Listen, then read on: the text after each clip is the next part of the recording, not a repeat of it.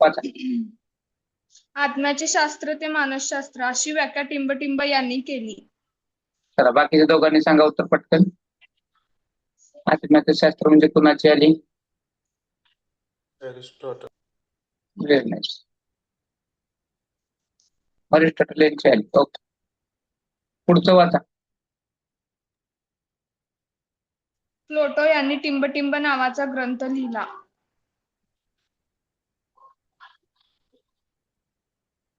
सांगा. Republic.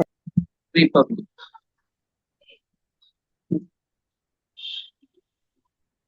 Okay. उत्तर आलं ना मॅडम? हो सर. रिपब्लिक. ओके. पुढचं.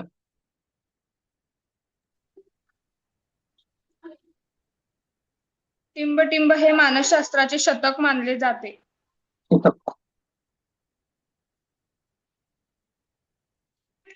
किती शतक मानलं जातं बघा?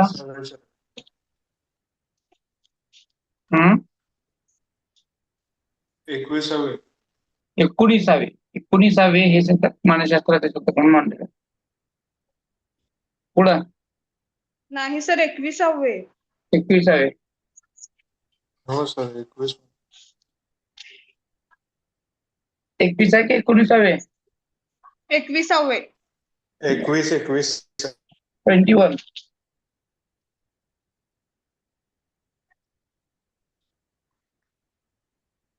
पुढचा. OnePlus कोणाचं जॉईन झालेले? आता जॉईन झालेलं OnePlus कोणाचं आहे? हॅलो. हा, सुषमा शेटे. शेट्टी मॅडम, तुमचं हे करा ना, काय म्हणतात, नाव बदला ना. हो बदल.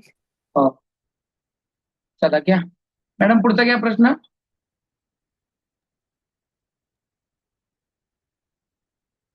मनाचा अभ्यास करणारे शास्त्र मानसशास्त्र ही व्याख्या टिंबटिंब यांनी मांडली.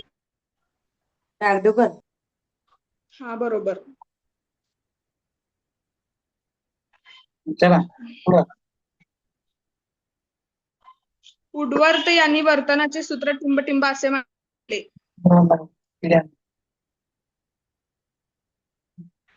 वुडवर्थ यांनी काय म्हणले? वुडवर्थ यांनी वर्तनाचे सूत्र टिंबटिंब असे मांडले. कोणतं सूत्र मांडलंय सर त्यांनी ते सांगायचं. हा, बी अमुक अमुक अमुक अमुक आहे. हा, बी = यस. -O-R. मायनस नाही, ते डॅश डॅश आहे, ते मायनस नाही ते. Sorry dash.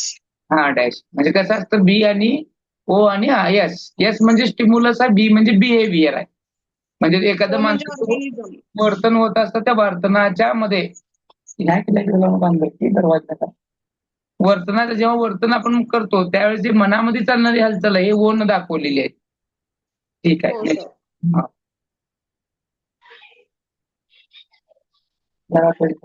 विचारा पुढचं. मानसशास्त्र हे टिंबटिंब मानसशास्त्र आहे म्हणजे कुठल्या ह्याचं आहे?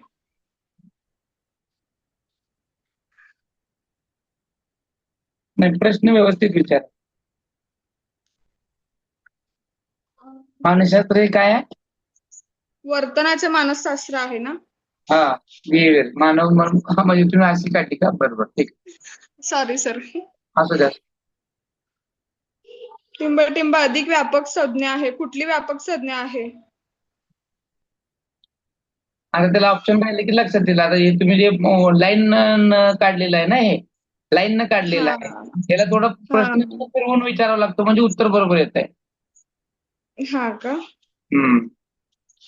बर सर, चालेल. आता सांगा याचं काय आहे ते वाचले तुम्ही. शिक्षण अधिक व्यापक संज्ञा आहे. शिक्षण ह्याचा आन्सर. ओके. पुढचा. आता आले का?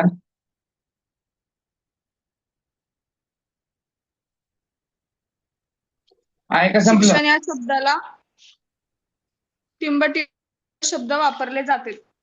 म्हणजे कोणता शब्द यूज केला जातो शिक्षण या शब्दाला? सांगा चला पटापट. शिक्षणाला इंग्लिश मध्ये काय म्हणतात? एज्युकेशन. हो.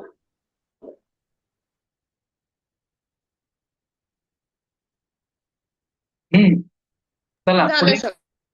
झाला. हो. तर 10 होते का प्रश्न? 9 ते 10.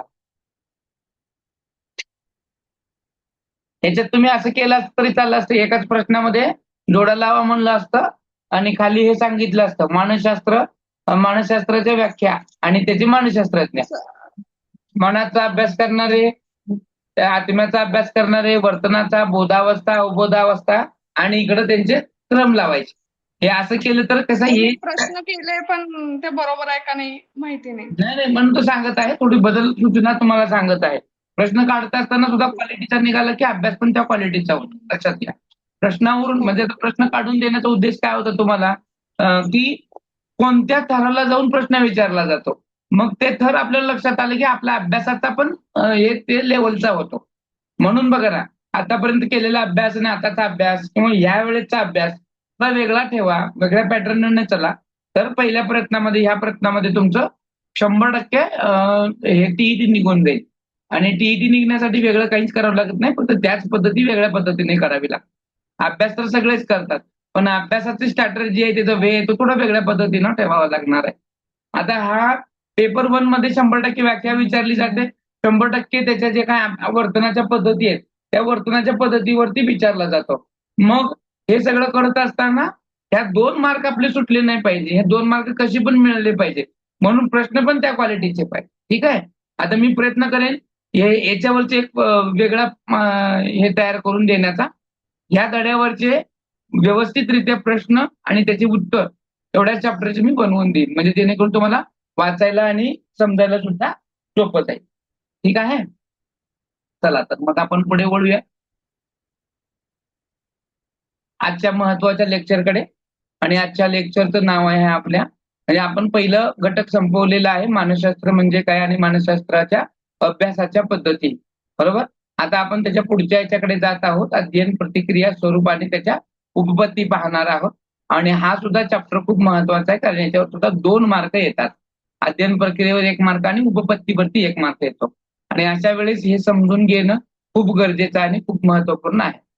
आणि इथून पुढे रेग्युलर तासिका होतील. आता सवय पडेपर्यंत 1-1 तास आहे, परत ते 2-2 तास वगैरे असं वाढत जाईल. त्यामुळे वेळेत येणं, वेळेत हजर होणं याच्यासाठी तुम्ही सगळ्यांनी प्रयत्न करा. एकतर कमी विद्यार्थी असताना सुद्धा मी हा तास रन केलेला आहे. तर त्याच्यावरून तुम्ही हे लक्षात ठेवा, आपली बॅच कमी याच्यावर असताना सुद्धा आपण वेळेत जॉईन होणं आणि वेळेत सगळ्या प्रक्रिया करणं महत्वाचं आहे. ज्या विद्यार्थ्यांनी अद्याप फी पूर्ण केली नाहीये, त्यांनी फी पूर्ण केल्याशिवाय त्यांना ऍप्लिकेशन मिळणार नाही, एवढं लक्षात ठेवा. आणि पटकन पूर्ण करायची, कारण आता ते आहे त्या कमी ह्याच्यावरती आपण चालवतो, त्यामुळे तुमची फी पूर्ण येणं गरजेचं आहे. ठीक आहे. आता आपण वळूयात मेन मुद्द्याकडे. आजचा जो लेक्चर आहे, आपण अध्ययन म्हणजे काय पाहणार आहोत. सर्वसामान्यपणे आपण शिकत असतो, शिकवत असतो, आहे की नाही. आणि आपल्या ह्या शिकणं आणि शिकवण्याच्या प्रक्रियेमध्ये शिकवायचं म्हणलं तरी पण शिकावं लागतं आणि शिकण्यासाठी पण शिकवावं लागतं. या सगळ्या ज्या 2 गोष्टी आहेत गुंतागुंतीच्या, आणि हे सगळी गुंतागुंत आहे ही एकदम सोपी आहे, अशी काही अवघड नाही आहे. लर्निंग प्रोसेस तशी होत असते. लर्निंग नेमकं कशाला म्हणायचं, आणि लर्निंग बाय डुईंग म्हणजे शिकण्यातून, कृतीतून शिका, असं जे जॉन डुई यांनी सांगितलेलं आहे, त्या पद्धतीनुसार सुद्धा आपल्याला या सगळ्या शिकण्याच्या कृती समजून घ्यायच्या आहेत. जे आपल्या वर्गामध्ये आपण ज्या निरागस बालकांना शिकवत असतो, त्या नेमकं शिकण्याची प्रक्रिया काय आहे त्यांची, त्यांना आपण ज्या पद्धतीने शिकवतो, मग त्यांना कुठल्या पद्धतीनं शिकवलं म्हणजे शिकणं होईल. मग नेमकं शिकणं काय आहे, त्याला कुठली मेथड वापरावी लागेल, त्याला कोणती पद्धत वापरावी लागेल, हे माहीत असणं गरजेचं आहे. अध्ययन म्हणजे साध्या सोप्या भाषेमध्ये सांगायचं झालं तर अध्ययन म्हणजे काय आहे, शिकणे आहे, शिकवणे नाही. अध्यापन म्हणजे शिकवणे आहे. बरोबर. आता हे शिकण्याची जी प्रक्रिया आहे, तो विद्यार्थी कसा शिकतो, आपल्याकडे पंचेंद्रिय आहेत, बरोबर आहे. ह्या पंचेंद्रियाद्वारे बालक शिकत असतो. आणि ह्या शिकण्यामध्ये पण येतं बघा, बोध येतो, अवबोध येतो, संवेदना येतात, आहे की नाही. मग स्मरण येते, कल्पना येते, विचार येते. या सगळ्या मेंटल प्रोसेस ज्या आहेत, मानसिक प्रक्रिया, ह्या तिथं कामाला येतात. मग अध्ययन ही प्रोसेस आहे हे विद्याला समजण्यासाठी. म्हणजे आपण जे शिकतो, आता मी तुमच्याशी बोलत आहे, तुम्ही बोधावस्थेमध्ये आहे, मी काय सांगतोय ते तुम्ही ग्रहण करून घेत आहात. ग्रहण करणे म्हणजे कॅप्चर करणे, हे की नाही. आणि ते तुम्ही आकलन करत आहात, तुम्हाला अंडरस्टँड होत आहे मी काय सांगत आहे ते. मग ही प्रोसेस नेमकी कशी चालते, या विषयामध्ये सविस्तर अशा गोष्टी घडल्या. सुरुवातीला काय झालं, जेव्हा हे सुरुवात झाली आपली खऱ्या अर्थाने 19व्या शतकामध्ये, तर मानसशास्त्राला सुरुवात झालीच चांगल्या पद्धतीनं. पण 19व्या शतकामध्ये किंवा त्याच्या अगोदर सुद्धा माणूस शिकणं, शिकवणं या प्रक्रियेचा जर अभ्यास करायचं झालं, तर मानवेतर प्राण्यावर प्रयोग मोठ्या प्रमाणामध्ये झाले. कारण माणसाची उपपत्ती जे मग ती ऍक्च्युली प्राण्यापासूनच आहे. म्हणून इज इक्वल टू धरलं गेलं मानव आणि प्राणी. मग प्राणी कसं शिकतो ह्याच्यावरती सुद्धा वेगवेगळ्या प्रयोग झाले आणि त्याच्यातून मग काही निष्कर्ष काढून हे शिकणं असं आहे म्हणून सांगण्यात आलं. मग हे जी शिकण्याची पद्धत आहे किंवा शिकवण्याची पद्धत आहे, ही मानवावर प्रयोग करून आपण सांगितलेलं आहे की हे असं होतं तसं होतं. मग याच्यामध्ये ज्या गोष्टी आहेत, याच्यामध्ये ज्या गोष्टी आहेत जसं की अध्ययन आणि अध्यापनाच्या ह्या सगळ्या गोष्टी ज्या चालत असतात, त्याच्यातूनच आपल्याला विद्यार्थ्याला कोणत्या पद्धतीनं समजतं आणि समजावं लागतं, त्याचा डिस्कस आपण ह्या अध्ययन प्रक्रियेमध्ये करणार आहोत.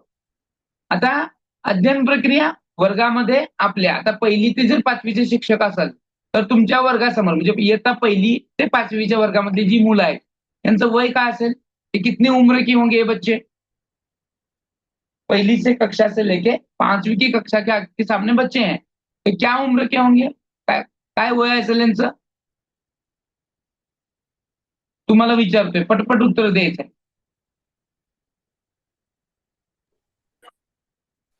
7 ते 15. 7 ते 7 ते 11. 5 ते 11. अरे साधं सोपं आहे ना, असं का करत आहात? 1लीला आला म्हणजे त्याची 6 वर्ष पूर्ण असतात. 6 आणि 6 ते 6 ते 11 वर्षाची असतात ही मुलं, बरोबर? 6 ते 11 वयाची मुलं असतात ही. आणि मग ही मुलं जी आहेत ही निरागस आहेत.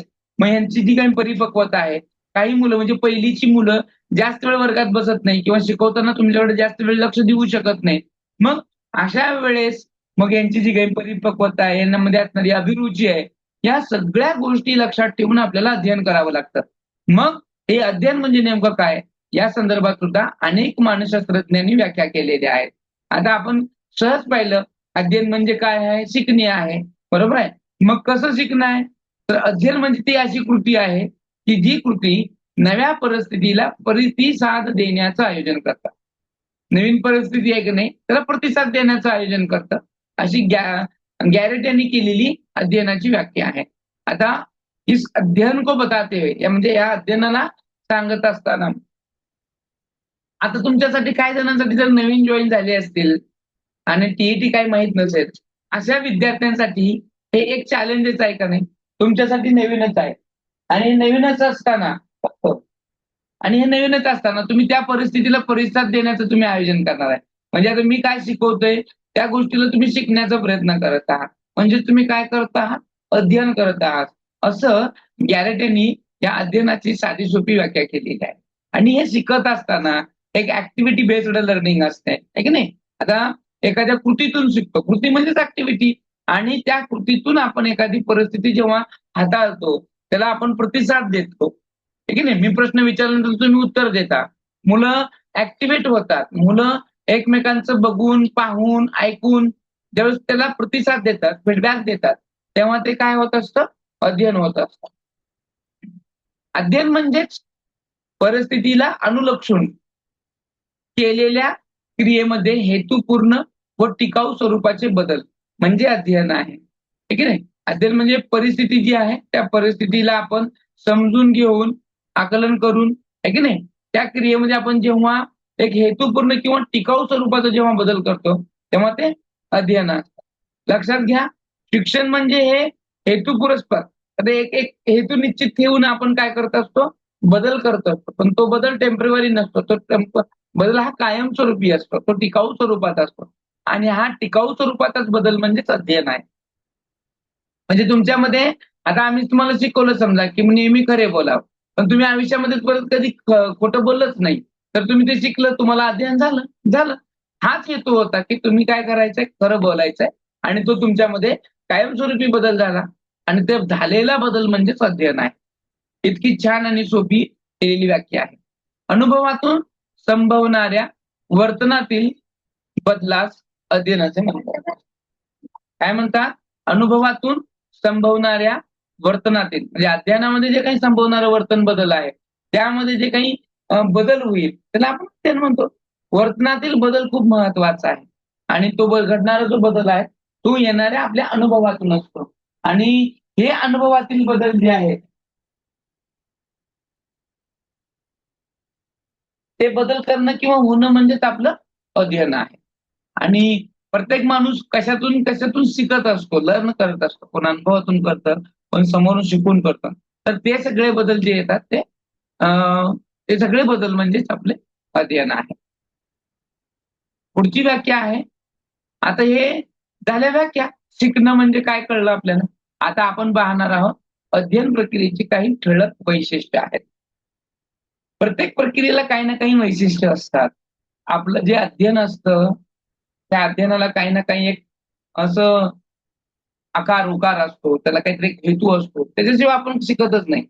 आता मला सांगा, तुम्ही इथं टीईटी चे बॅच करत आहात, काय करताय? कारण त्याच्यामध्ये काहीतरी उद्देश आहे की नाही? का उगाचच? कोण पण करेल का उगं टीईटी? करेल का? बीएड कोणीही करेल का? डीएड कोणीही करेल का? तर त्याचं एक महत्वाचं वैशिष्ट्य असं आहे, त्याचं एक महत्वाचं जे वैशिष्ट्य आहे ते असं आहे की अध्ययन प्रक्रिया जेव्हा आपण करत असतो, ती अध्ययन प्रक्रिया सहेतुक असते. म्हणजे त्याला काहीतरी हेतू असतो, तेव्हा आपण अध्ययन करत असतो, शिकत असतो. आणि उद्दिष्टाशिवाय अध्ययन संभवतच नाही.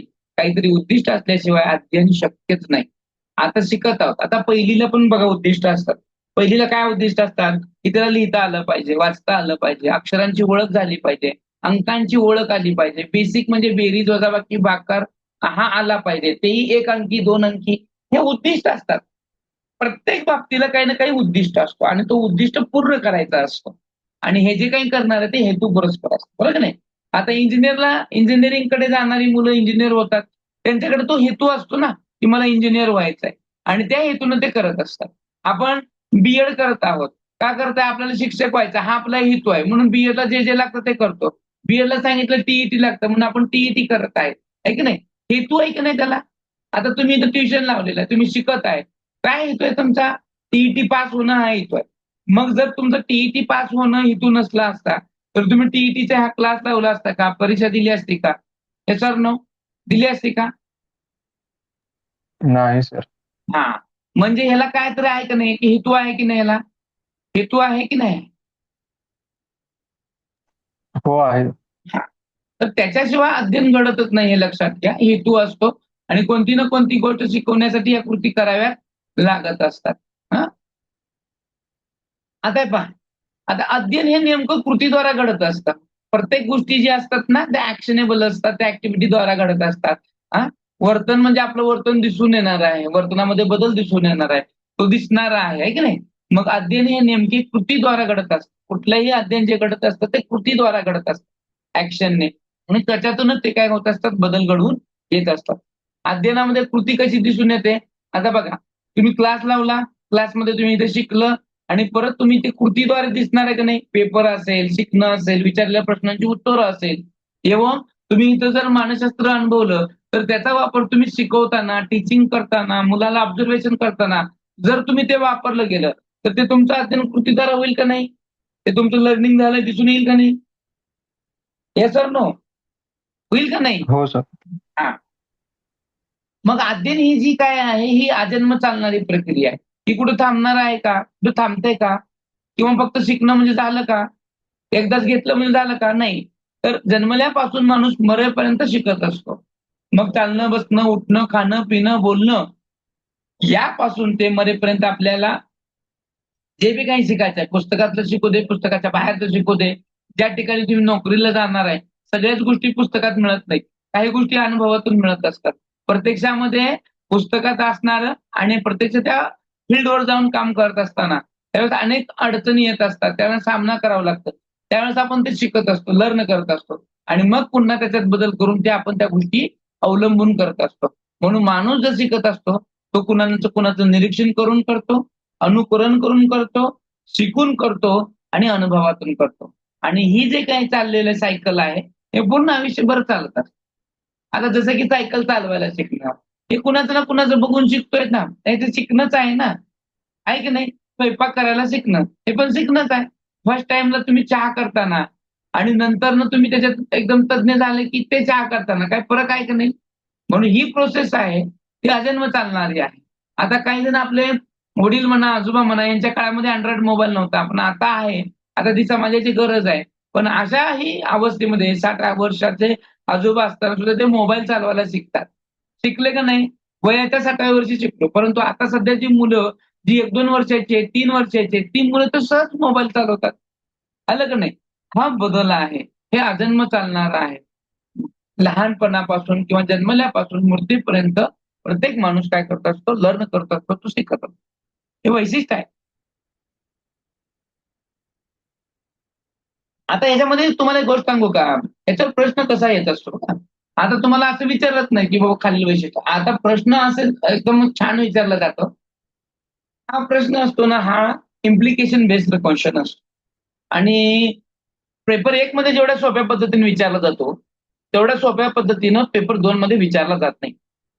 पेपर 2 मध्ये थोडं वेड्यात निसगून किंवा थोडा कठीण परिस्थितीमध्ये जाऊन तुम्हाला तो प्रश्न विचारला जातो. इम्प्लिकेशन बेस्ड लेव्हलने येतो. खालीलपैकी कोणती अध्ययनाची किंवा अध्ययन प्रक्रियेची वैशिष्ट्ये नाहीत. नाहीत. म्हणजे आहेत पहिले माहीत पाहिजे आपल्याला. म्हणजे आपल्याला जवळ-जवळ अध्ययन प्रक्रियेची सगळी वैशिष्ट्य माहीत पाहिजे आणि ती कळली पाहिजे आणि मग नाही कोणतं ओळखता आलं पाहिजे. आहे की नाही? म्हणजे अभ्यासामध्ये नुसतं पाठांतर जमत नाही, तर त्याच्यामध्ये टेक्निक जमते, तर्क लावणं खूप महत्वाचं आहे आणि हे आहे, हे अध्ययन प्रक्रियेचं वैशिष्ट्य आहे. हे आहे हे माहीत होण्यासाठी सुद्धा तुम्हाला ज्ञान झालं पाहिजे आणि ते ओळखता आलं पाहिजे. त्यामुळे प्रश्न सोडवताना सुद्धा तेवढ्याच शिस्तीनं, तेवढ्याच गांभीर्यतेनं तुम्हाला सोडवावं लागणार आहे. अध्ययन प्रक्रिया ही सातत्याने चालणारी प्रक्रिया आहे. जसं की आता पाहिलं आपण अजन्म चालणारी प्रक्रिया आहे. हे सातत्यानं चालणार आहे आणि प्रत्येक अनुभव नवीन काहीतरी शिकवणारच असतो. बरोबर आहे की नाही? ज्या पद्धतीनं आपण इंटरनेट वापरतो, इंटरनेटवर जे ॲप्लिकेशन वापरतो, प्रत्येक ॲप्लिकेशन महिन्यातून, 2 महिन्यातून काही ना काही अपडेट घेत असतं पहा. अपडेट घेत असतं म्हणजे त्याच्यामध्ये कोणते ना कोणते फीचर्स आलेले असतात आणि ते फीचर आपल्याला समजून घ्यावे लागतात. आहे की नाही? जसे की आता WhatsAppमध्ये आलेले नवीन-नवीन फीचर्स आहेत. हे आपल्याला कळले पाहिजे आणि हे सातत्यानं चालणार आहे.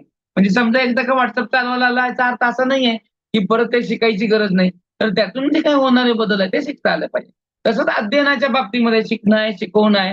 मुलांना आपण ज्या कन्सेप्ट शिकवतो, आता बेरीज तर सगळ्यालाच माहीत आहे. पण त्याच्यामध्ये 2 अंकाची, 4 अंकाची बेरीज असते.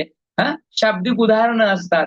मग त्याच्यावरून शाब्दिक उदाहरणापासून त्याच गणितामध्ये शेकडेवारी, वेळ, काळ आहे की नाही?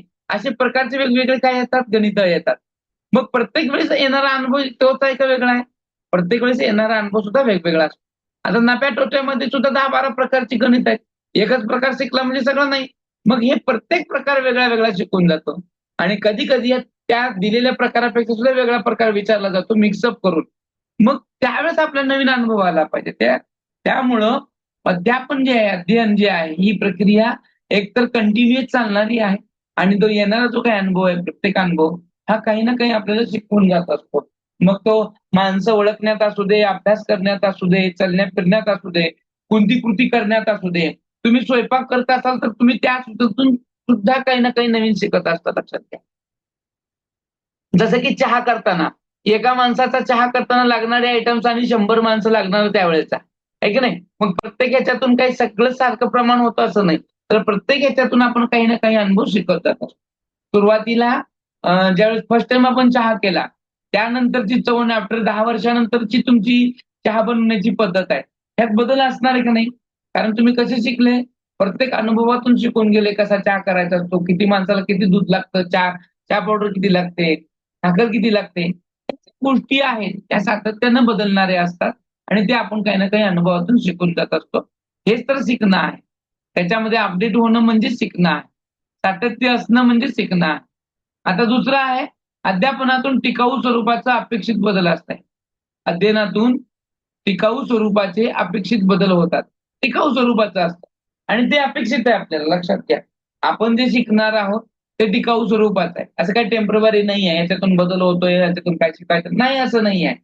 प्रत्येक गोष्टी ज्या असतात ह्या टिकाऊ स्वरूपाच्या असतात आणि त्यातूनच ते बदल होणं गरजेचं आहे. आपली जी काही अपेक्षा आहे अध्ययनातून आपण जे शिकणार आहे, हे वर्तन बदल जे आहे ते टिकाऊ स्वरूपाचं असतं. आता आपण एखाद्या गोष्टी शिकल्या, हं? आता मला सांगा, तुम्ही एकदा जेव्हा तुम्ही बाराखडी शिकला पहिलीमध्ये, परत तुम्हाला दुसरीमध्ये गेल्यावर बाराखडी शिकावी लागते का? बीएड मध्ये गेल्यावर बाराखडी शिकावी लागते का? Yes or no? लागते का? नाही सर. लागते का? का बरं लागली नाही? नाही, का बरं लागली नाही किंवा आधी शिकलेली आहे म्हणून. हा? आधी शिकलेली आहे म्हणून.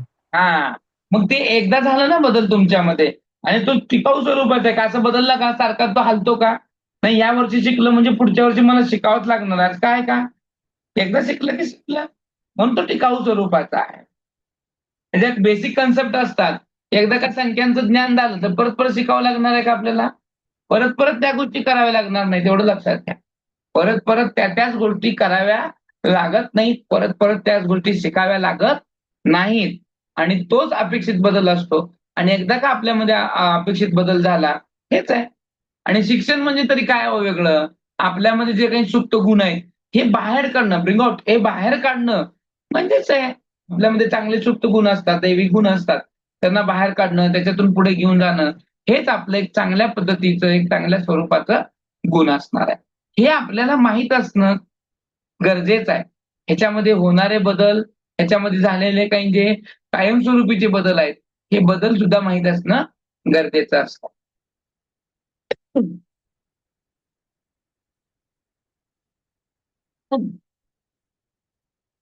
आता पुढचं पाहूयात आपण. आता ह्या वैशिष्ट्याच्या पुढचं वैशिष्ट्य पाहूयात, म्हणजे आपल्याला लक्षात येईल. याला थोडं साफ करून घ्या. आता पुढचं वैशिष्ट्य काय पाहता?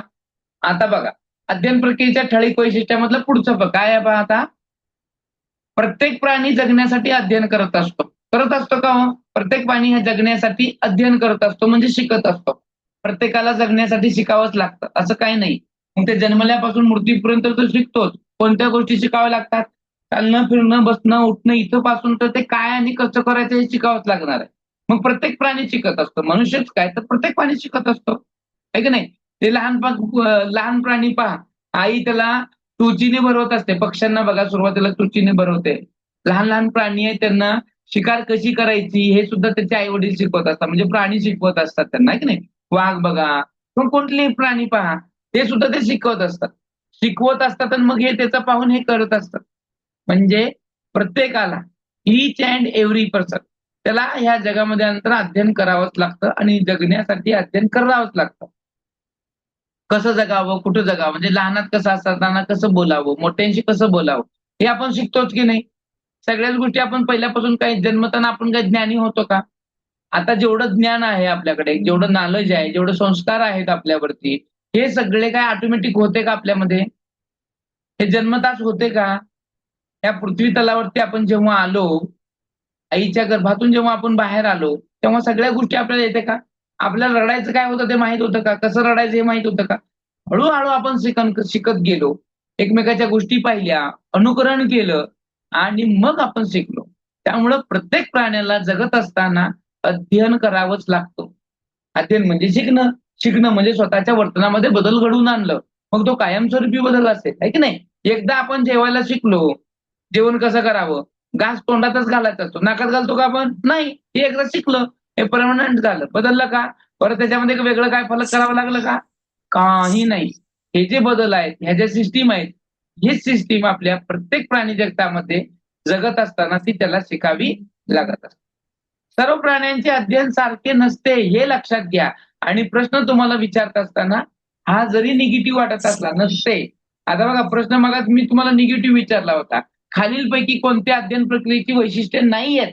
आता नाही आहेत मध्ये हा तुम्हाला इथं निगेटिव्ह दिसतो, सर्व प्राण्यामध्ये अध्ययन सारखे नसते, आणि आपण लगेच चूक करतो. पण तो चूक नसणार आहे, हे बरोबर आहे. मला सांगा, प्रत्येकाला एकदा शिकवलेलं लगेच लक्षात राहतं का हो? राहतं का लक्षात? नाही. एकदा शिकवलेलं लक्षात राहील का? पुन्हा 2 वेळा शिकवलेलं कळेल, पुन्हा 3ऱ्या वेळेस कळेल. मग प्रत्येकाचं अध्ययन सारखं आहे की नाही? काही प्रतिभाशाली विद्यार्थी आहेत, काही मतिमंद बालकं आहेत, काही गतिमंद आहेत. प्रत्येकामध्ये शिकताना आणि शिकवताना प्रत्येकाची कॅपॅबिलिटी, त्याच्या क्षमता ह्या सगळ्या वेगवेगळ्या आहेत. आणि ह्या क्षमतानुसार तो काय करत असतो, शिकत असतो. म्हणून प्रत्येक प्राण्यांचं अध्ययन सारखं नाही आहे. लहान मुलाचं, थोड्या वयस्क मुलांचं पहा, प्रत्येक अवस्थेमधल्या मुलांचं पहा आणि आपलं पहा वर्तन. ह्याच्यामध्ये काही फरक आहे का नाही? लहान मुलाला 10 वेळा सांगावं लागतं तेव्हा ते कुठेतरी कळतं. आता आपल्याला एकदा सांगितलं तर कळतं. मग अध्ययनामध्ये त्यांची गती वेगळी आहे का नाही अंडरस्टँड करण्याची? मग ह्याला भरपूर कारणं आहेत. काय कारणं आहेत? सगळ्यात महत्वाचं कारण आहे ते म्हणजे मॅच्युरिटी. जेवढी परिपक्वता जास्त तेवढं अध्ययन लवकर होत आहे. परिपक्व जास्त पाहिजे आहे की नाही? मग ती बुद्धीत असेल, चालण्यात असेल, शरीरात असेल, शरीरातल्या प्रत्येक त्या अवयवामध्ये जे असं असेल जे ज्ञान ग्रहण करणारे आहेत. मग ह्या ज्या गोष्टी आहेत, ह्या ज्या बाबी आहेत, या सगळ्या बाबी ह्या महत्वपूर्ण ठरतात अध्ययन करण्यासाठी. म्हणून मॅच्युरिटी खूप महत्वाची असते. मग प्रत्येकाची आवड वेगळी निवडी असते. कुणाला गणित आवडतं, कुणाला आवडत नाही. ज्याला गणित आवडत नाही त्याला ते लवकर गणित समजत नाही. मग प्रत्येकाचं अध्ययन सारखं झालं का? वर्गामध्ये जेवढी मुलं असतात, समजा 40 मुलं आहेत. 40 ते 40 मुलांना गणित आवडतं का? 40 ते 40 मुलांना लगेच गणित शिकवलेलं कळतं का? कळत नाही.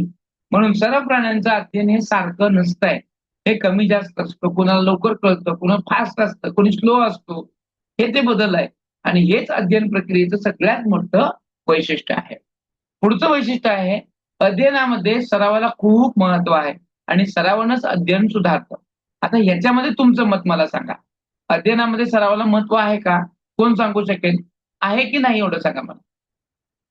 अध्ययनामध्ये सरावाला महत्व आहे की नाही? आहे सर. हं? हो सर, आहे. आहे. कसं? कोण सांगू शकेल कसं? जर सराव नाहीच केलं तर काय होईल? सराव जर नाही केलं तर काय होईल? येणारच नाही ना सर करायला. हा, येणार नाही ना. आपण एकदा का शिकलो आणि शिकल्यानंतर जर सराव केला नाही तर त्या गोष्टी आपण विसरू शकतो. बरोबर आहे का? विसरू शकतो, गोंधळून जाऊ शकतो सर. Yes. आता मला सांगा, तुमचं डीएड बीएड झाले की नाही? झाले की नाही सगळ्यांचं? म्हणून तुम्ही शिक्षक झाला. बरोबर? हो. आता डीएड बीएड होऊन सुद्धा जे डीएड मध्ये मी शिकवलं होतं तेच इथं शिकवत आहे ना. मग ते आता काय शिकवायची गरज वाटली?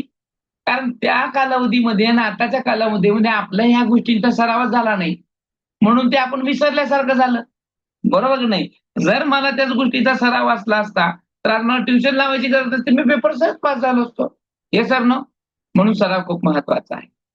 बरोबर की नाही? आपण एकदा जेवण करायला शिकलो की परत आयुष्यभर शिकायची गरज नाही. का? तर रोजच जेवण करायचं, रोजच तुमचा सराव आहे. त्यामुळे बरोबर त्या गोष्टी सिस्टमॅटिक चालतात. अध्ययनात बघा,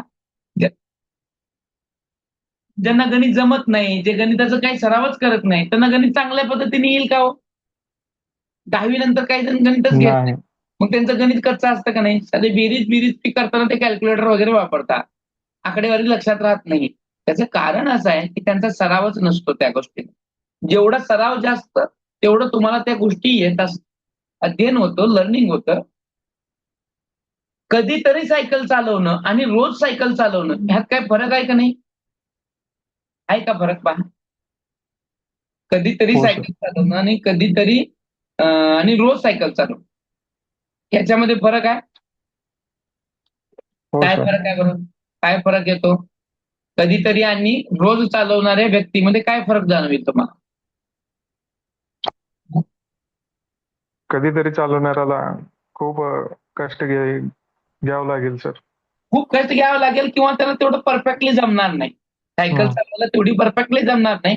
आणि रोज जो चालवतो त्याला सराव होतो ना. कधी कुठं कसा ब्रेक दाबायचा आहे, कुठं थांबायचा आहे, कुठं गाडी फास्ट करायची आहे, कुठं स्लो करायची आहे, हे त्याला अनुभव येतो. आणि हे कधीतरी चालवणारा ह्याला बसायचं कसं, काय करायचं, कुठं करायचं, हे सरावानंच होणार आहे. म्हणून सराव खूप महत्वाचा आहे, सरावानं होतं. म्हणून तुम्हाला सुद्धा सांगतो की तुम्ही नुसतं एकदा तास झाला म्हणजे परत त्या घटकाकडे बघायचं नाही असं करू नका. त्या घटकाला रोज अभ्यासा. रोज अभ्यासा म्हणजे सराव होईल. Practice is the most important. आणि त्याच्याशिवाय आपल्याला अध्ययन होत नाही. आणि पाठांतर म्हणजे अध्ययन नाही, लक्षात घ्या. सराव म्हणजे अध्ययन आहे. आणि जेवढं तुमचा सराव जास्त तेवढं तुमचं अध्ययन पक्क होणार आहे. दीर्घकाळ सराव केला नाही तर त्याचे विस्मरण होणार आहे. बरोबर का नाही? आता एखादी घटना जर आपण अवलंबलीच नाही किंवा त्या गोष्टीचा सरावच केला नाही तर आपल्या विस्मरणातून जाते. आपण जसं की पहा आता, जर आपण 10वी असताना, तर आपण 10वी असताना नफा तोटा शिकलो होतो. आणि त्याच्यानंतर ना आतापर्यंत आपण कधी नफा तोटा शिकलोच नाही. लक्षात राहील का आपल्या? लक्षात राहील का? अरे नाही सर. नो काहीतरी सांगा. राहील का? नाही सर. का नाही. नाही राहणार? का नाही राहणार? सराव नसल्यामुळे. सराव नाही, आपण ते पाहिला नाही, तो बघितला नाही, म्हणून आपल्याला ते आठवणार नाही किंवा आपण ते पाहू शकणार नाहीये. म्हणून दीर्घकाळ सराव नाही केला तर एखाद्या गोष्टीचं विस्मरण होतं. आता पहा, आता तुम्हाला पहिलीमधली, जर तुम्हाला इयत्ता पहिलीमधली एखादी घटना आठवते का? पहिला दिवस आठवतो का? दुसरा दिवस आठवतो का? आठवतं का तुम्हाला? इयत्ता पहिलीमधला तुम्ही पहिलीत असताना तर कुठला तरी दिवस आठवतं का? सगळेच नाही दिवस सर. आठवतात का? नाही सर. का बरं आठवत नाही? कधी रिवाइजच केलं नाही ना. आठवलं नाही कधी गोष्ट. बरोबर. आपण कधी आठवण्याचा प्रयत्नच केला नाही ना. रोज जर आपण त्या घटनेवर चर्चा केली, आठवलं, त्याचा सराव झाला आपला. म्हणजे रोजच आठवायचं पहिलीमध्ये काय-काय झालं, पहिल्या दिवशी काय झालं बाबा, दुसरं हे सगळं आठवलं म्हणजे ते सरावानं राहतं. परंतु जर जर सराव नाही झाला, त्याला आठवलंच नाही, त्याला पाहिलंच नाही, तर त्या गोष्टी विस्मरणात जातात. हे अध्ययन प्रक्रियेचं सगळ्यात मोठं वैशिष्ट्य आहे. म्हणून अध्ययनामध्ये सरावाला खूप महत्व आहे आणि सराव नाही झाला की त्याचं विस्मरण होतं. स्मरण म्हणजे आठवणीत राहणं, विस्मरण म्हणजे विसरणं, पूर्णपणे विसरून जाणं. आणि अध्ययनाचं मधलं काही काही कसं तुम्ही म्हणलं ना का तुम्ही डी-एड आणि बी-एड मध्ये हे शिकलेलं आहात. पण तुम्ही का आठवत नाही आता? आता का आठवत नाही तुम्हाला? कारण तुमचा तिथं सराव झाला नाही. आताच्या आणि त्या कालावधीमध्ये आपण कधीच ते उघडून पाहिलं नाही. म्हणून आपल्याला ते विस्मरण झालेलं आहे. आठवत नाही. आणि अध्ययन यातलं शेवटचं काय येतं पहा, की अध्ययन ही हळू घडणारी प्रक्रिया आहे. हळू घडते. एकदम घडत नाही. आहे की नाही? तूप खाल्ल्या जसं रूप येत नाही, तसं लगे अध्ययन झाल्या लगेच सगळं होत नाही. हळू या घडणाऱ्या प्रक्रिया आहेत. Slow by slow, step by step एकदमच सगळं येत नाही. आहे की नाही? जसं की एखादं गणित आपण जोपर्यंत बेरजेमध्ये काय डायरेक्ट मुलगा गुणाकार, भागाकार किंवा 5-5, 6-6 अंकी हातच्याची गणितं शिकतो का? नाही. स्टेप बाय स्टेप जातं. बेरीज म्हणजे काय? कसं जोडायचं? मग हातच्या कसा धरायचा? आणि मग पुढे त्याच्या बेरजेनंतर बेरीज, वजाबाकी, भागाकार, गुणाकार ह्या गोष्टी शिकतो आणि त्याचं शाब्दिक उदाहरणं करताना वापर करतो. हे स्टेप बाय स्टेप शिकत जातो. तो हळू घडतो. एकदम तुरंत बदल होत नाही. एकाच दिवशी मी सगळंच बघेन, सगळंच करेन, शक्य नाही. त्यामुळं अध्ययन ही अशी प्रक्रिया आहे की ती हळू घडणारी प्रक्रिया आहे. समजतंय का तुम्हाला? का डोक्याच्या वरून जातंय? समजतंय सर. समजते सर.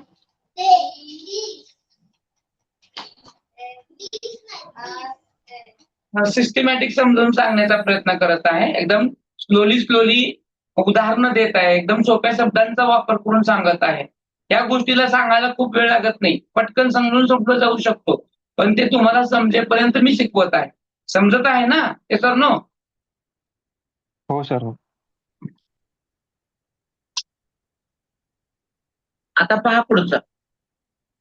अध्ययनाचं आपण काय पाहिलं? स्वरूप वैशिष्ट्ये पाहिली आता. आता आपण पुढे जाऊयात अध्ययनाच्या. अजून त्याची वैशिष्ट्य आहेत. अजून 13 वैशिष्ट्य आहेत एकूण. आता पहा, अध्ययनामुळे काय होतं? आकलन होतं. अध्ययन म्हणजेच काय? शिकणं. शिकणं म्हणजेच आकलन होणं, अंडरस्टँडिंग होणं, समजणं. अध्ययन झालं म्हणजे समजणं. अध्ययन प्रक्रियेचं वैशिष्ट्य काय आहे? अध्ययनामुळेच आकलन होतं आणि आकलन होणे म्हणजे समजणं. एखादी घटना, गोष्ट, बाबी ह्या समजत असतात. म्हणजेच अंडरस्टँडिंग होणं. अंडरस्टँडिंग होणं म्हणजेच आकलन होणं.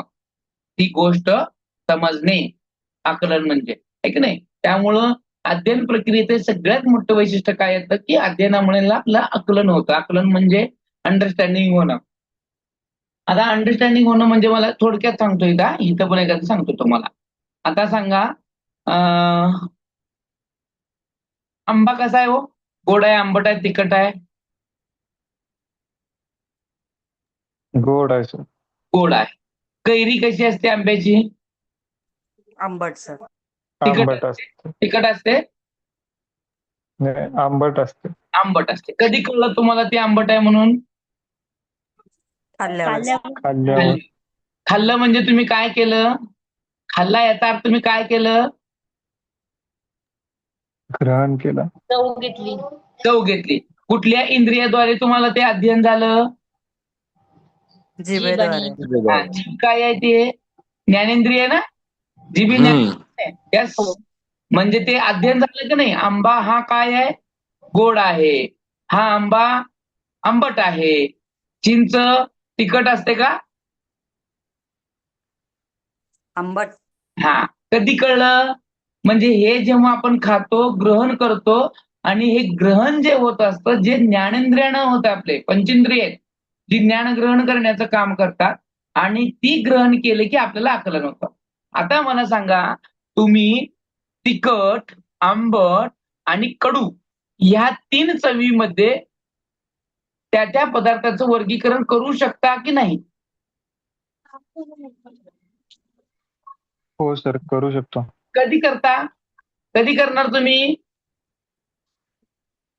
जेव्हा ती गोष्ट खाल्लेली असेल. हा, जेव्हा ती गोष्ट आकलन झालेली असेल. तुम्ही तुमच्या आयुष्यामध्ये कधी आंबाच पाहिला नसेल, तर आंब्याचं वर्गीकरण तुम्ही आंबटमध्ये कराल की गोडमध्ये कराल? कशात करायचं समजणारच नाही सर. करणारच नाही, करू शकणारच नाही, कारण तुम्हाला त्याचं आकलन झालेलं नाहीये. आणि हे आकलन अध्ययनामुळे होतं. आणि जे अध्ययन आहे, हे अध्ययन आपल्या पंचेंद्रियानं होतं. फक्त एकानंच होत नाही. फक्त डोळा किंवा कान, नाक ह्यानंच होत नाही. तर आपले पंचेंद्रिय जी आहे ती सपोर्ट सिस्टीम आहे. प्रत्येक गोष्ट समजण्यासाठी हे पंचेंद्रिय महत्वाची असतात. आणि त्याच्यातून आपल्याला आकलन होतं. आणि आकलन झालं की आपण त्याचं वर्गीकरण, त्याची कारणं, त्याचे परिणाम हे आपण सांगू शकतो. आणि हेच वैशिष्ट्य अध्ययन प्रक्रियेचं आहे. एकदा का गोष्ट समजली की ह्या गोष्टीला कुत्रा म्हणतात. समजा ह्या प्राण्याला कुत्रा म्हणतात. मग कुत्र्याच्या आपण वेगवेगळ्या जाती सांगू की नाही? त्या प्रत्येक जातीमध्ये त्याचं वर्गीकरण करू की नाही? कुत्र्याला काय लागतं, कसं लागतं, त्याच्या हालचाली, त्याचं चालणं, त्याचं फिरणं, त्याचं भुंकणं. आता कुत्रा कधीही भुंकत नाही. तुमच्या घरामध्ये तुम्ही पाळलेला कुत्रा आहे. तो कधी भुंकतो? कोणतरी आलं, काहीतरी झालं तर भुंकतो. आहे की नाही? म्हणजे तुम्हाला काय आकलन झालं की कुत्रा भुंकला याचा अर्थ कोणीतरी आला. आकलन झालं की नाही? की अशाच अनेक गोष्टी असतात. फक्त हेच नाहीये, तर अशा अनेक गोष्टी आहे. मग शिकणं असेल, शिकवणं असेल, मग ते पाठ्यपुस्तकात असू दे किंवा पाठ्यपुस्तकाच्या बाहेरचं असू दे, हे अध्ययनामुळेच होत आहे. अन्यथा होणारच नाही.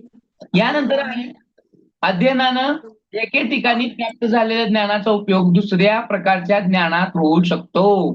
पहा, हे सगळ्यात महत्वाचं आहे. हे लर्निंग ट्रान्सफर उदाहरण आहे. लर्निंग ट्रान्सफर म्हणजे अध्ययन संक्रमण आपण त्याला म्हणतो. अध्ययनामध्ये एखादी गोष्ट कुठली पण शिकलेली असू दे, त्या शिकलेल्या किंवा घेतलेल्या ज्ञानाचा उपयोग दुसऱ्या घेतलेल्या ज्ञानामध्ये होतो. कधी झालं का हो तुमचं असं? एखादं उदाहरण सांगू शकता तुम्ही? पहिलं घेतलेलं ज्ञान दुसरं ज्ञानात झालं.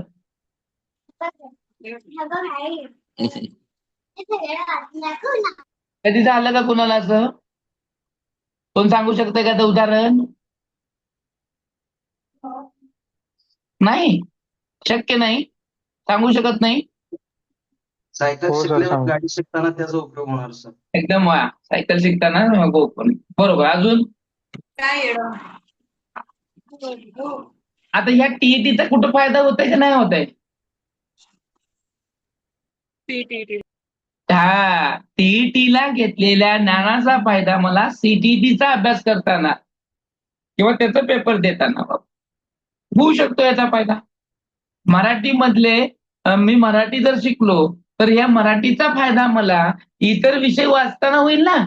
मराठी भाषा मी शिकली तर मला गणित वाचता येईल, तर मला भूगोल वाचता येईल, इतिहास वाचता येईल, हिंदी वाचता येईल का नाही? बरोबर आहे का नाही? घेतलं का नाही मी पहिल्या हो सर. भाषेचा? आता असं हो. नाही की बाबा मराठीचं दुसऱ्या विषयात होत नाही, दुसऱ्या विषयाचं मराठीत होत नाही. हे एकमेकांवरती अवलंबूनच आहे.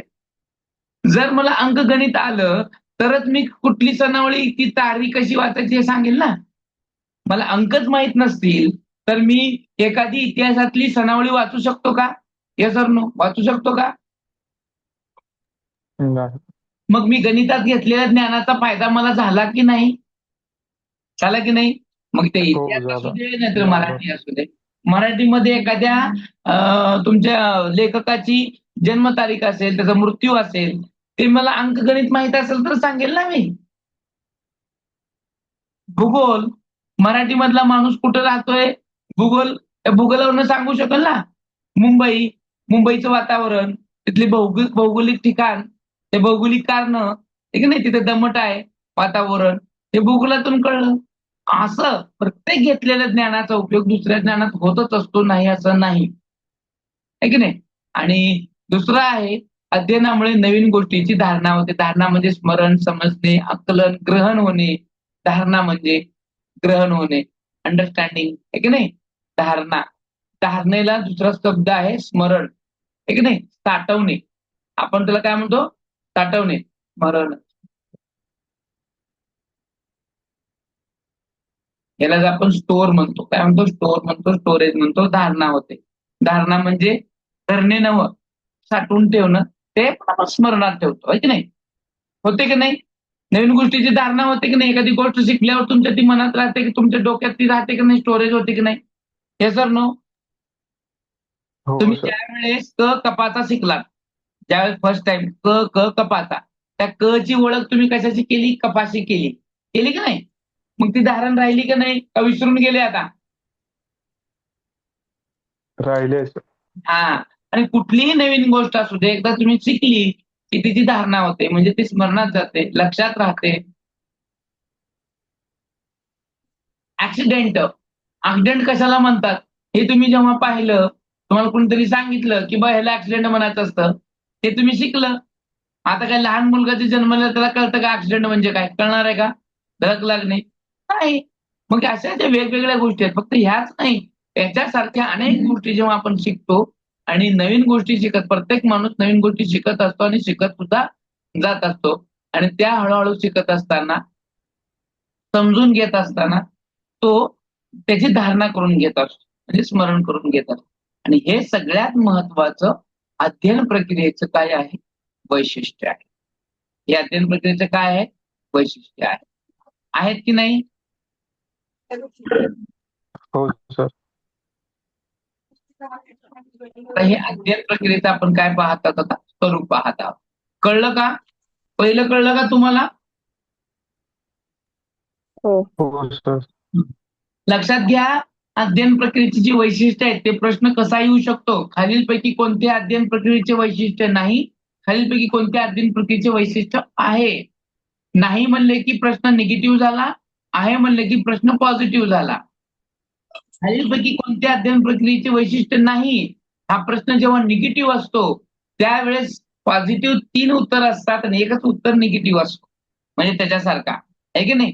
त्यामुळं प्रश्न विचारताना तो नेमका काय विचारलेला आहे, कसं विचारलेलं आहे हे पाहायचं आणि मग उत्तर देण्याचा प्रयत्न करायचा. उगाच काही पण द्यायचं नाही, प्रश्न समजून घ्यायचा. आणि हे घटक समजला की ऑटोमॅटिक प्रश्न सुद्धा आपल्याला समजतो. आता काय करायचंय आपल्याला,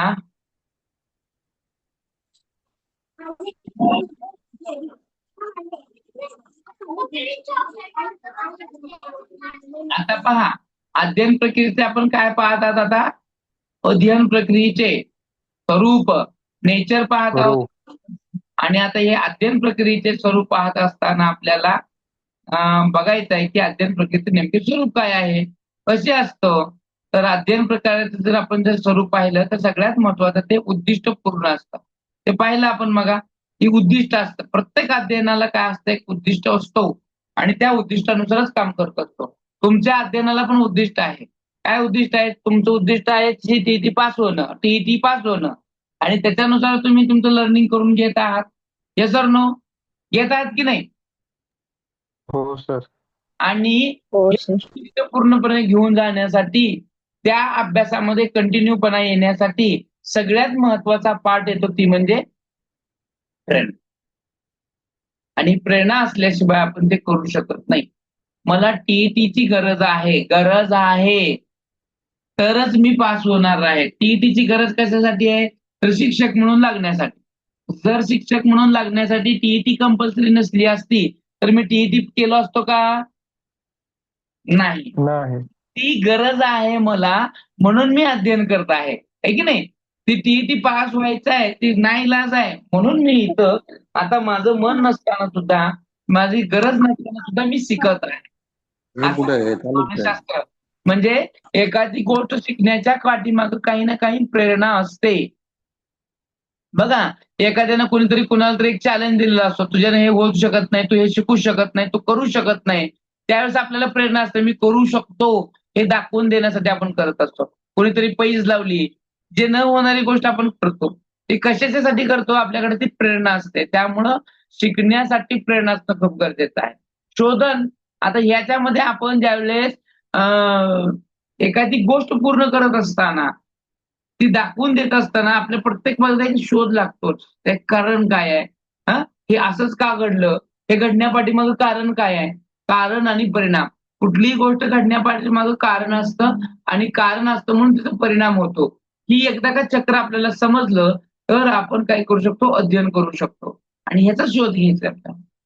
हालचालींची पुनर्रचना आणि प्रत्येक वेळेस अध्ययन जे होत असतं, त्या हालचालीमध्ये पुनर्रचना होते. उदाहरणार्थ सांगतात आपण. जेव्हा गणित शिकायला लागतो, गणित शिकताना सुरुवातीला साधी साधी बेरीज करायला शिकतो, मग हातच्याची शिकतो, आहे की नाही? मग त्यातलीच शाब्दिक शिकतो आणि मग त्याच्यावरच अवलंबून असणारं शेकडेवारी, नफा, तोटा, संख्यांचे प्रकार, त्रिकोणी संख्या, लसावी, मसावी असे आपण पाठ शिकायला जातो आणि मग त्या प्रत्येकामध्ये एक मोडिफिकेशन करतो.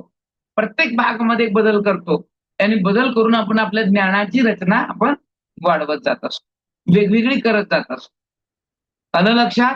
आता त्याच्यानंतर हा त्याच्यामधला येणारा महत्वाचा भाग म्हणजे आहे समायोजन. अध्ययनाचं सगळ्यात महत्वाचं आहे ते म्हणजे समायोजन, ऍडजस्टमेंट. माणूस आपल्या आयुष्यामध्ये शिकत असताना ऍडजस्टमेंट शिवाय शिकतच नाही. त्याला समायोजन घडवून आणावंच लागतं आणि आपण शिकण्याचं जे ऍडजस्टमेंट आहे, अध्ययनामध्ये ऍडजस्टमेंट खूप महत्वाची आहे. आपल्या बाबी, आपल्या अडचणी बाजूला ठेवून ते शिकावं लागतं. मग ऍडजस्टमेंट करत असताना सगळ्याच बाबी, एखादी कन्सेप्ट तुम्हाला कळली नाही, मग कसं ऍडजस्टमेंट केलं? सरला तरी कसं विचारायचं, हे कसं करायचं? म्हणून तुम्ही काय केलं? सरला न विचारताना पुस्तकातच पाहिलं आणि तुमचं ज्ञान वाढवून घेतलं. केलं का नाही तुम्ही ऍडजस्टमेंट? झाली का नाही? टीटी कंपल्सरी आहे. आता मला तर येत नाही, परंतु मी शिकत आहे. केलं का नाही ऍडजस्टमेंट? टाइम जुळत नाही, केलं ऍडजस्टमेंट. प्रत्येक माणूस आपल्या आयुष्यामध्ये अध्ययन करत असताना ऍडजस्टमेंट करावंच लागतं. आवर्तन म्हणजे रिव्हिजन, ज्याला आपण सराव म्हणतो.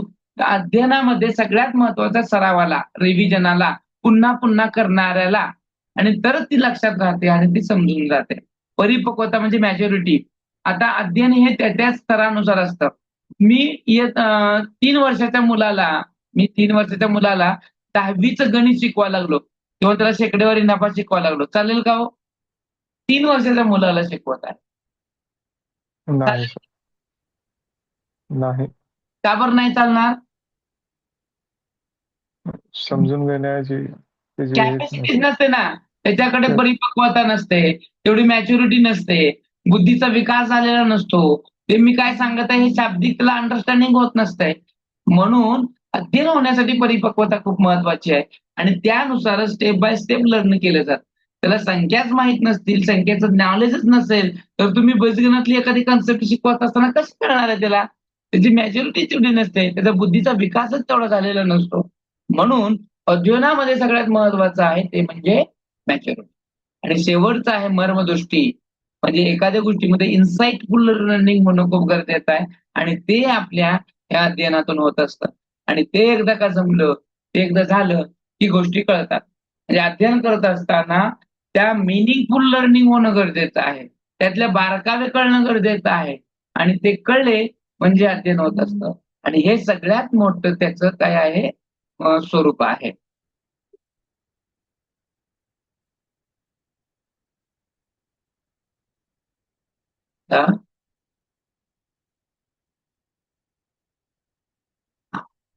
आता इथपर्यंत थांबूयात आपण. आज काय काय पाहिलं आपण? कारण आता मराठीचा तास आहे.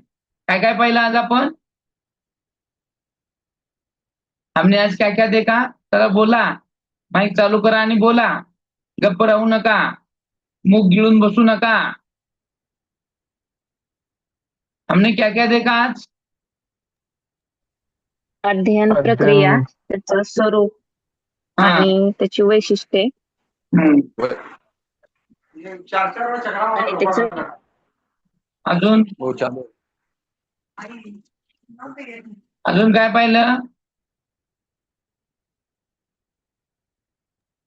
व्याख्या, अध्ययनाची व्याख्या. अध्ययनाची व्याख्या, अध्ययनाची वैशिष्ट्य आणि अध्ययनाचे स्वरूप या 3 गोष्टी पाहिल्या. स्वरूप. आता उद्या अध्ययनाचं मापन कसं करायचं, त्याच्यानंतर अध्ययनाचं वक्र काय आहे आणि मग अध्ययन प्रक्रियेचं अध्ययन संक्रमण ज्याला आपण म्हणतो ते आपण पाहणार आहोत. ते महत्वाचं आहे. आणि मग त्याच्यानंतर उत्पत्तीकडे वळणार आहोत. एवढं आपलं असेल तर आजचा हा 8 वाजेपर्यंत चालणारा आपला मानसशास्त्राचा तास या ठिकाणी थांबवतो. इथून पुढचा जो तास असेल तो मराठीचा तास आहे आणि मराठी शिकवण्यासाठी आपल्याकडे एक डायनामिक पर्सनॅलिटी असणारे आपले नवीन सर आहेत, ज्यांचं नाव आहे विशाल सूर्यवंशी सर, जे आपल्याला मराठी शिकवणार आहेत. ज्यांचं मराठीमधून नेट झालेलं आहे, ज्यांना मराठीचा प्रदीर्घ अनुभव आहे, ज्यांनी स्वतः टीईटी क्रॅक केलेली आहे, असे आपले हे विशाल सूर्यवंशी सर आज आपल्याला काय शिकवणार आहेत?